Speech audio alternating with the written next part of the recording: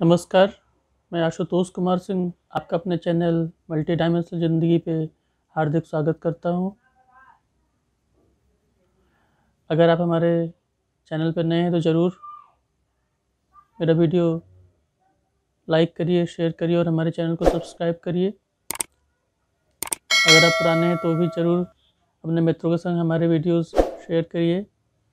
आज हमारा विषय है मंत्र साधना में सफलता कैसे प्राप्त करें।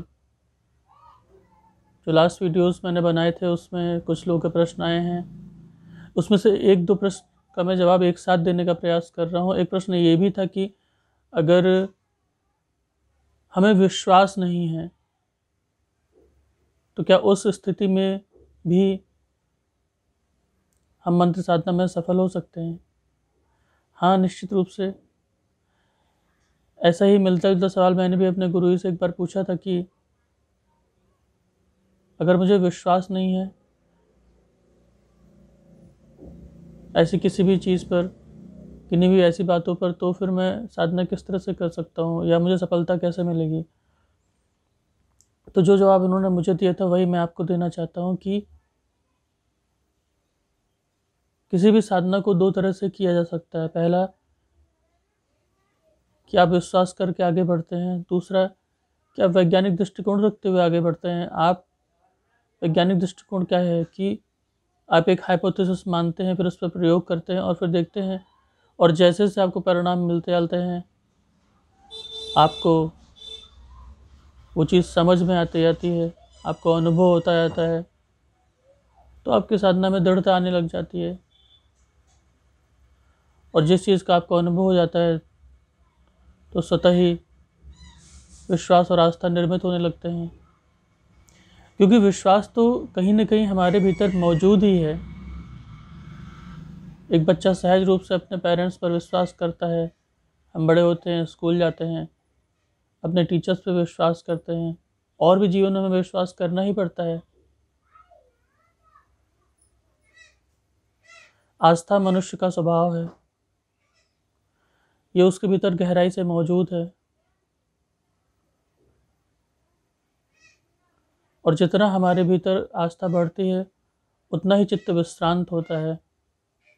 आप कभी भी देखिए, आप जीवन में तुलना करके देख सकते हैं अपने जीवन में या किसी के भी जीवन में, जो भी आदमी अविश्वास से भरा हुआ उसका चित्त बहुत ही अशांत रहता है, क्योंकि इस जगत में कोई भी चीज़ सर्टेन तो नहीं है, सुनिश्चित तो नहीं है। अभी कुछ ही दिन पहले की घटना, मैंने हमारे एक रिलेशन में एक बहुत ही यंग एज के लड़के को डेंगू हो गया और उनकी डेथ हो गई। तो मेरी किसी से बात हो रही थी इस विषय पे, तो वो कहने लग गया कि जीवन में कुछ भी निश्चित नहीं है। मैंने भी कहा कि हाँ, ये बात बिल्कुल सच है। जीवन पूर्ण रूप से अनिश्चित है, और यही उसका आनंद है, यही रोमांच है कि जीवन निश्चित नहीं है। यहाँ बहुत सी संभावनाएं हैं।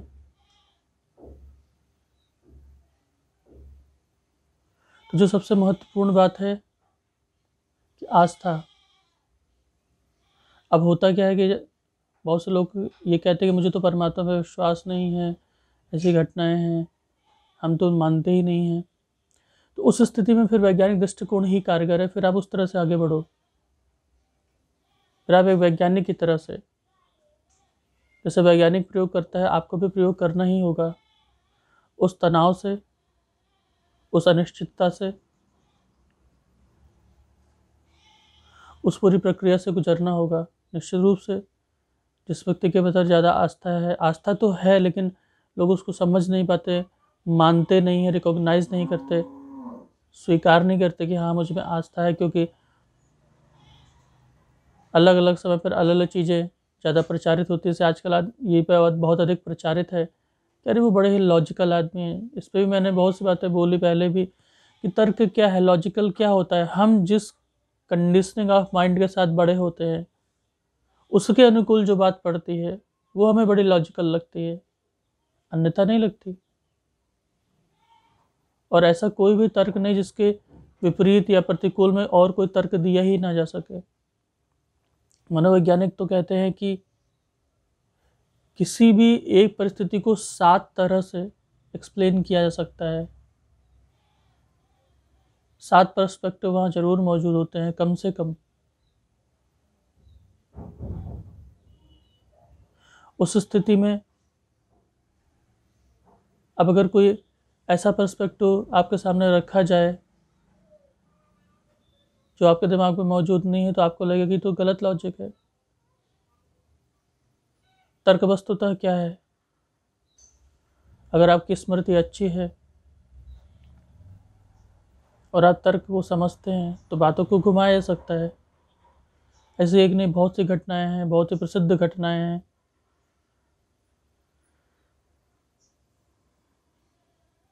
मुझे एक कहानी याद आती है कि सागर यूनिवर्सिटी के संस्थापक हरि सिंह गौड़ बहुत ही अपने ज़माने में बहुत ही प्रसिद्ध बैरिस्टर थे। ओशो ने इस कहानी को अपने प्रवचन में कई जगह पर सुनाया है कि उस समय बैरिस्टर की डिग्री होती थी और उनका ऑफिस विदेश में भी था। हिंदुस्तान में तो था ही, विदेश में था। आप इससे अंदाजा लगा सकते हैं कि अंग्रेज़ों के ज़माने में वो कितने प्रसिद्ध व्यक्ति रहे होंगे। तो एक बार वो केस लड़ने के लिए गए हुए थे और जैसा कि नॉर्मली सामान्य तौर पर ऐसा होता है कि कभी कभार पार्टी के बाद लेट नाइट पार्टी उन्होंने की और रात में उन्होंने पी लिया था, सुबह तक हैंगओवर था। तो जब वो केस लड़ रहे थे तो केस लड़ते लड़ते उनके ध्यान से बात उतर गई कि वो किसकी तरफ से केस लड़ रहे हैं, और अपने मुवक्किल के अगेंस्ट में वो तर्क देने लग गए। तो उनके जो असिस्टेंट थे और यहाँ तक कि उनका जो वकील था वो बहुत घबरा गया कि ओह, मतलब एकदम उसके पसीने छूट गए कि ये तो क्या हो रहा है। और जब ब्रेक हुआ तो उनके असिस्टेंट ने उनसे कहा, क्योंकि हरि सिंह गौड़ उन्होंने कई बार उनका चेहरा देखा कि ये लोग पता नहीं कैसे कुछ अजीब ढंग से रिएक्ट कर रहे हैं, इसका मतलब क्या है इन बातों का। तो उस स्थिति में फिर जब ब्रेक में उन्होंने उनसे बात की तो उन्होंने कहा कि अच्छा, इज़ इट, ऐसी बात है क्या? तो जब दोबारा उन्होंने अपना तर्क देना शुरू किया तो उन्होंने कहा कि योर ऑनर, अभी तक मैं जो तर्क दे रहा था वो मेरे मित्र जो अपोजिट वकील होते हैं वो देना चाहते हैं, वो ये सब बातें कहते, इसलिए वो बातें मैंने पहले ही कह दी और अब मैं उनका जवाब दे रहा हूँ। और कहते हैं कि फिर उन्होंने सारे अपने पहले कई बातों का खंडन किया और अंत में वो केस जीत गए। ऐसे और भी उदाहरण बहुत से मौजूद हैं। तर्क बदला जा सकता है, विचार बदले जा सकते हैं, बदलते ही हैं जीवन के अनुभव से। अगर आपने कई बार ध्यान दिया हो कि जिस चीज़ को उम्र के किसी एक पायदान पर हम सच मानते हैं, उम्र के किसी और पायदान पर उसी बात को हम सच नहीं मानते। लोगों की धारणाएं बदलती रहती हैं। तो जो प्रश्न था कि क्या बिना विश्वास के भी हम मंत्र साधना कर सकते हैं, तो हाँ, बिल्कुल कर सकते हैं, क्योंकि मंत्र तो वैज्ञानिक आधार रखता है, वो ध्वनि विज्ञान पर निर्भर करता है। जैसे कि आपने देखा होगा कि झरना सतत गिर रहा है और उस झरने के सतत गिरने से, जल प्रवाह के सतत गिरने से बड़ी बड़ी चट्टानें कट जाती हैं। इसी तरह से मंत्र, वो जो ध्वनि तरंगे हैं, जब आप उस पर फोकस करते हैं, फोकस करते जाते हैं, रेपिटेशन रेपिटेशन, दोहराओ दोहराओ दोहराओ, एकाग्रता, दोहराओ एकाग्रता, उसके द्वारा आप अभीष्ट परिणाम की प्राप्ति करते हैं। और अभी जो एक मैं शुरू में मेरा टॉपिक उठाया कि हम मंत्र साधना में सफल कैसे हों। देखिए, मंत्र साधना में सफलता की जो सबसे महत्वपूर्ण, अगर कम बिंदु पर ध्यान दें तो सबसे महत्वपूर्ण है कि आप उस पर विश्वास करिए, श्रद्धा करिए और सतत अभ्यास करिए। उसके अनुष्ठान होते हैं, अनुष्ठान की विधियाँ होती हैं। जितना अधिक आप अभ्यास करते हैं, लेकिन चूँकि जिनका प्रश्न था वो उसके सहायक चीज़ों को जानना चाहते थे, तो मैं कुछ सहायक बातों को यहाँ पर रखने का प्रयास कर रहा हूँ। कि सबसे पहली बात, जैसा कि मैंने अपने वीडियो में बताया था, आप उसको देख सकते हैं, कि सही मंत्र का चुनाव करिए। अगर संभव है तो किसी ऐसे व्यक्ति से दीक्षा प्राप्त करिए जिसने उस साधना को की हो, या कम से कम एटलीस्ट मार्गदर्शन प्राप्त करिए, ताकि अगर कोई दिक्कत हो तो आपको संरक्षण प्रदान कर सके या कोई सुझाव दे सके। दूसरी चीज़, अपना समय निर्धारित करिए। प्रातःकाल ब्रह्म मुहूर्त का समय सबसे बेहतर है, क्योंकि उस समय ऊर्जा का संचार बहुत ही बेहतर होता है। उसका जो सेकंड बेस्ट ऑप्शन होता है वो होते हैं मध्याह्न। जितनी भी संध्याएं होती हैं, जैसे कि प्रातः जब सूर्योदय से ठीक पूर्व, मध्याह्न संध्या, दोपहरकालीन संध्या और सायंकालीन संध्या, और कुछ मंत्र होते हैं जिनको रात्रिकालीन संध्या में भी किया जाता है। तो अपने समय को निर्धारित करिए और कम से कम 2 बार जरूर संध्या वंदन के लिए बैठिए। प्रातः और सायं कम से कम 2 बार अभ्यास जरूर करिए। समय को निश्चित रखिए, नियमित कितना अभ्यास करना उस मात्रा को निश्चित रखिए। बेहतर हो कि एक ही प्लेस पर करिए, एक ही आसन पर बैठकर करिए। अपनी माला या और जिस भी चीज़ का इस्तेमाल कर रहे हैं आप उसको किसी और को मत इस्तेमाल करने दीजिए। और जो भी रिचुअल्स आप फॉलो करते हैं उसको नियमित रूप से करिए। और सबसे महत्वपूर्ण बात है कि मंत्र की चर्चा सिर्फ जिनसे आपने मंत्र सीखा है, या इनकेस कई बार बहुत से लोग वीडियोस देखकर या किताब पढ़ के भी कर रहे हैं, तो आप जैसे भी करो, लेकिन प्रयास करो कि सिर्फ कोई जो आपको जानकार लगता है और जो आपको लगता है कि सपोर्ट कर रहा है, सही से उसको अनुभव है या कर सकता है सपोर्ट, बस उससे ही बातचीत करिए। सबको मत बताते रहिए। और जो भी अनुभव होते हैं तुरंत भावावेश में, ऐसा नहीं कि उत्साहित होकर आप जाके लोगों को बताने लग जाइए।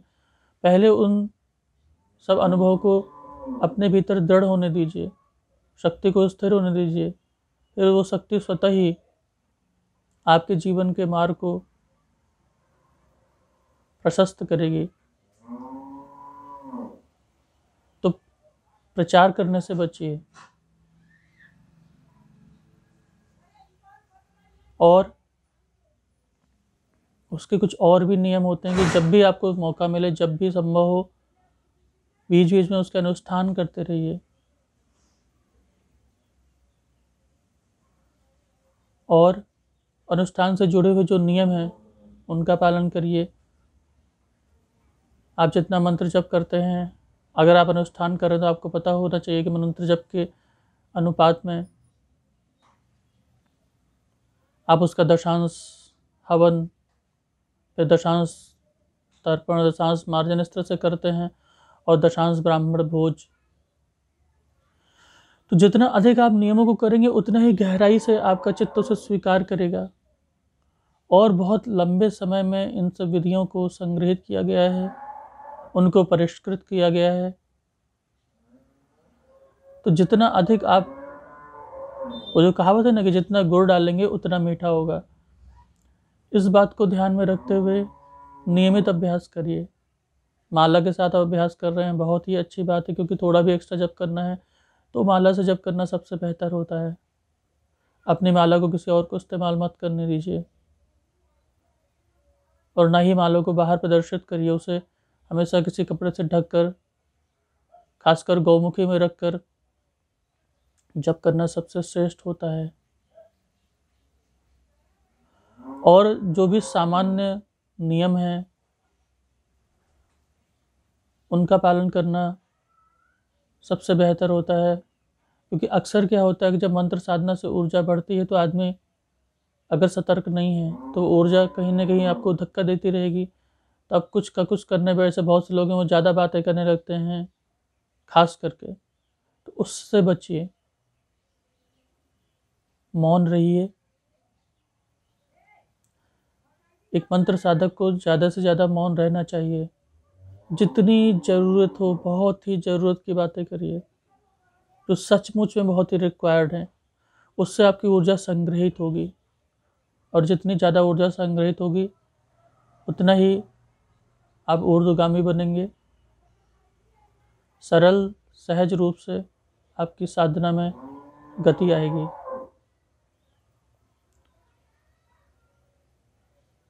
तो मुझे लगता है कि मैंने अपने कुछ मुख्य बिंदु कवर किए हैं, और मैं और भी वीडियोस डालता रहूँगा जैसे जैसे आपके सवाल आते रहेंगे, ताकि, क्योंकि देखिए साधना एक लंबा विषय है, ये कोई ऐसा नहीं है कि बस एक ही प्रश्न से या एक ही, क्योंकि अलग अलग व्यक्ति को अलग अलग तरह की घटनाएं घटती हैं, अलग अलग चीज़ें महसूस होती हैं, क्योंकि उस व्यक्ति के संस्कार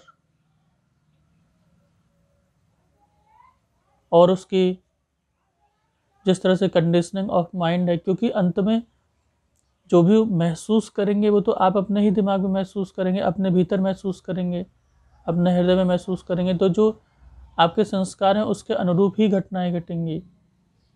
इसलिए धैर्य के साथ सतत अभ्यास आवश्यक है।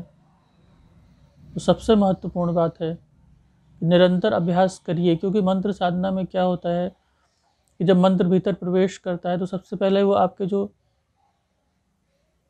मन के पैटर्न उनको तोड़ता है और फिर बनाता है नई संरचना। तो कई बार ऐसा होता है कि उसमें बहुत सी चीज़ें होती है, उथल पुथल होता है मन में, तो इसलिए शुरू में अभ्यास को धीरे धीरे ही करिए, आराम से, जल्दीबाजी ना करिए। 1 माला से प्रारंभ करिए या 3 माला कुछ दिन तक, फिर धीरे धीरे कुछ महीनों के बाद इसे बढ़ाइए। इस तरह से सतत अभ्यास करिए। और कभी अगर विशेष परिस्थिति है, कोई दिक्कत है, आप किसी अभीष्ट लक्ष्य की प्राप्ति करने के लिए अभ्यास कर रहे हैं, तो फिर अपने गुरु के संरक्षण में आप अनुष्ठान करिए और जैसा वो बताएं उन नियमों को पालन करिए। अगर कोई दिक्कत है तो आप मुझे भी मैसेज कर सकते हैं। तो अंत में यही, इसी मंगल कामना के साथ कि आप अपनी साधना में पूर्ण रूप से सफल हों, नित्य निरंतर नई ऊंचाइयों को छुएं। इसी मंगल कामना के साथ आज इतना ही।